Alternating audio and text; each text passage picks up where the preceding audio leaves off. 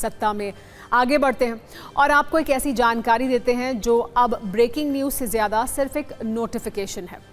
ये नोटिफिकेशन हत्या और रेप के दोषी राम रहीम से जुड़ा है, जो 17वीं बार जेल से बाहर आ गया है।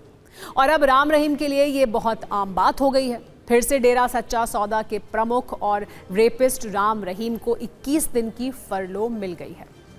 फरलो का चढ़ावा ग्रहण करने के बाद आज राम रहीम सुबह रोहतक की सुनारिया जेल से बाहर आया, और वो भी अपने पूरे काफिले के साथ, जिसमें 2 लैंड क्रूजर, 2 फॉर्च्यूनर, 2 इनोवा और 2 पुलिस एस्कॉर्ट की गाड़ियां थी। लेकिन आज आपको ये नोट करना चाहिए कि पिछले 7 वर्षों में रेपिस्ट राम रहीम को 17वीं बार जेल से छुट्टी मिली है।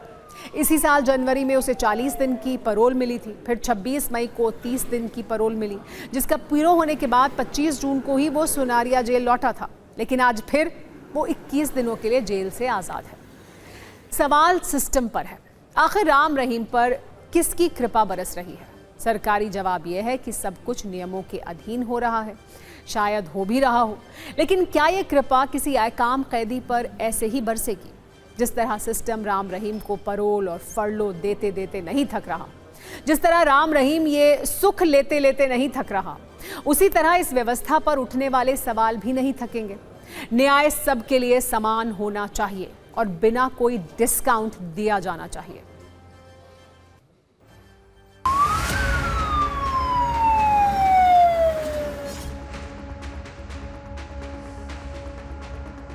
अगर ऐसा व्यक्ति भी जो है वो बार बार पैरोल और फरलो का हकदार है, जो कि हैबिचुअल ऑफेंडर है, जिसने कई ऑफेंस किए हैं, तो ये कहीं ना कहीं हमारे सिस्टम के लिए बड़ा मजाक है और शर्म की बात है। लोगों का जो विश्वास है न्याय के उत्ते रहिंदा ने, लोग महसूस कर रहे भी जैसे ये राजनीतिक पैरोल जी है दी जा रही है।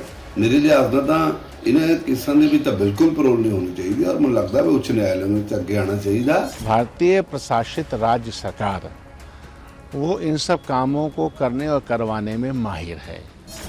हरियाणा की राजनीति में एक समर्थक ग्रुप राम रहीम जी का भारतीय जनता पार्टी के पक्ष में जाए, ऐसा उनका प्रयास चलता रहता है।